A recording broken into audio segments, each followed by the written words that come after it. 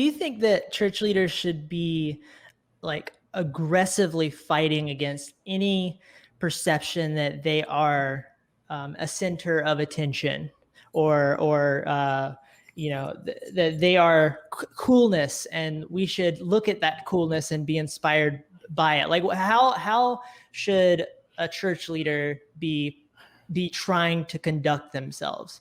That's another great question. It's a hard one to answer, because you can't control people's perception. People are always going to perceive you how they're going to perceive you. And so what you can do is not give them the ammo to perceive you in a way that isn't the way that you want to be perceived. Right. And it's this idea that like, hey dude, like if I was taking pictures of myself in private jets, getting out of private jets, jumping into Bentleys and being driven by my assistant to my church to give a message, that, I mean, you're setting yourself up in a certain light. But if I'm just posting encouraging, and like, I'm not, okay, hear my heart. So I'm not saying that those things, like having a private jet, having a Bentley, like if that's your life, like live it. But like, I'm saying if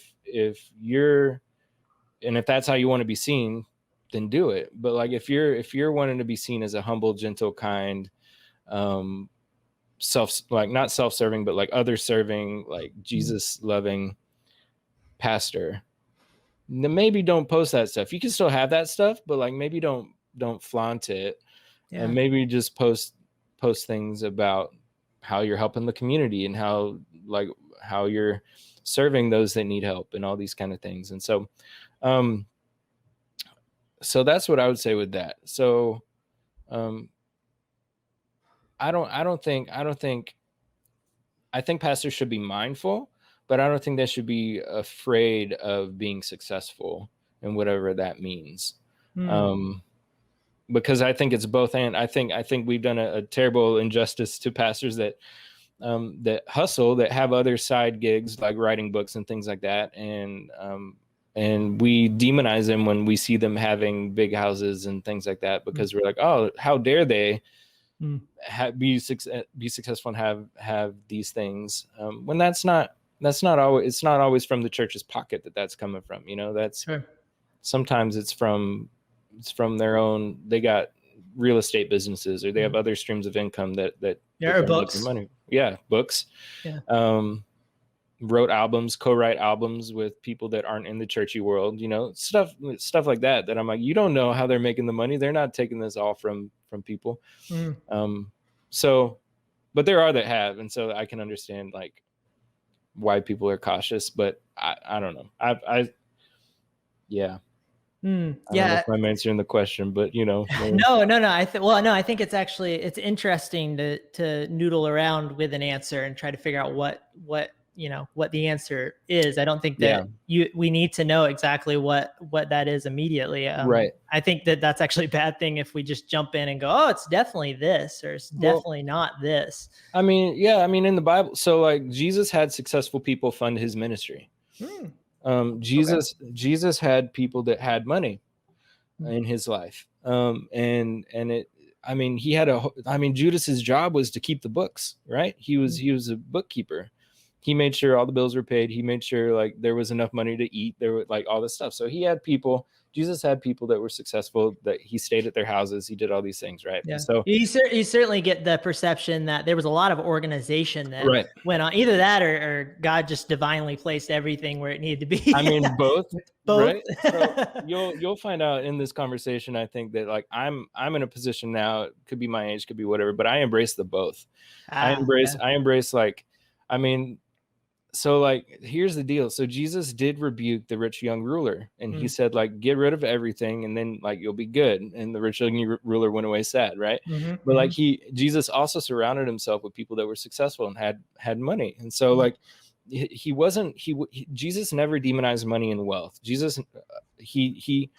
what he did say was that the love of money or the obsession with money is bad, right? So it's like it's not, money itself is a tool, and Jesus used money to forward his ministry and to send it forward. And Paul was the same way. Paul had Lydia of Nicaea, who was a cloth dyer, and in that day, cloth dyeing was like super lucrative, purple dyes for the ruling class and everything like that. Yeah, I mean, you would be sitting pretty, large houses and things like that, and they would meet in the houses of these early church folk that were huge. And so I would say both positions are dangerous, right? So the obsession with money is dangerous, and the obsession with living a life of poverty is dangerous, right? So like sometimes God gives people the gifting of entrepreneurship, gives people the gifting of organization, of administration, of these things that, like, when applied to real world situations, you'll be set up for success, because God created the world in such a way that, like, you do certain things, like, you'll be successful. But it's when that success becomes your God, and you forget your first love, and you forget the one who gave you the stuff, right? You forget the gift giver, and it's dangerous. And so it's a tension, right? So, like, there were very, very poor people in the early church, and there were very, very rich people in the early church, and Jesus had stuff to say to both people.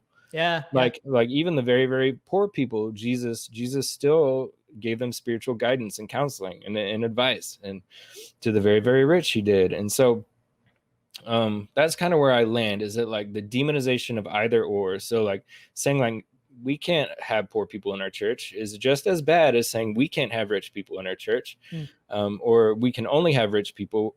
Like, it's And we need everybody, right? Yeah. And in the Bible, you have a lot of complementing ideas. You'll get this and that later on, right?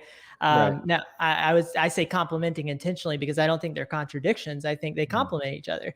You'll have be very careful with money, because it's hard to enter the kingdom of heaven if you're rich.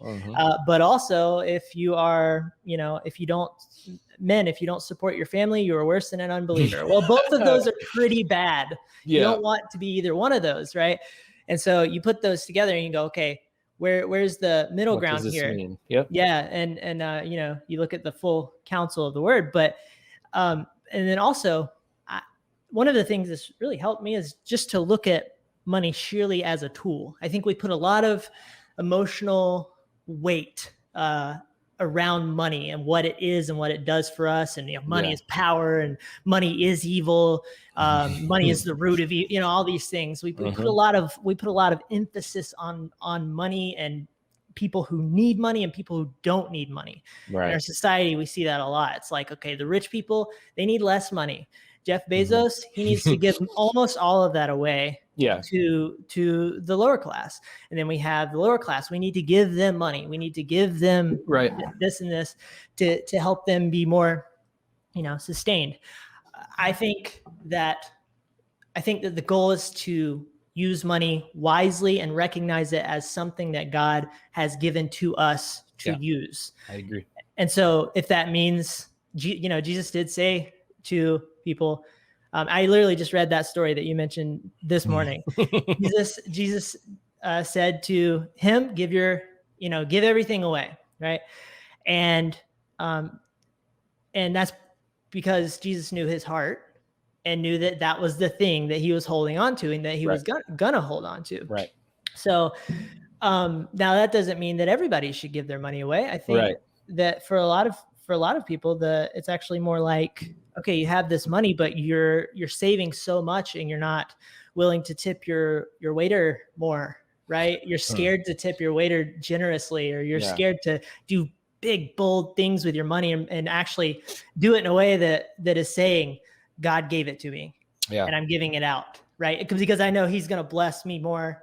And obviously that's only part of why we do it, but I know that he's going to bless me more. I know that if he wants me to have money, he'll give me money, whatever his plan is. If he wants me to not have money, I won't have money. It's all good. I know his plan, or I know he has a plan, rather. We don't always know his plan. I was like, you know his plan? That's great. Yeah. Want to share your notes after the conversation? That's why I made this channel, because God revealed his plan to me. But no, we don't know his plan, but we know that he has a plan. We know that we can trust in his plan. Right. Money or not.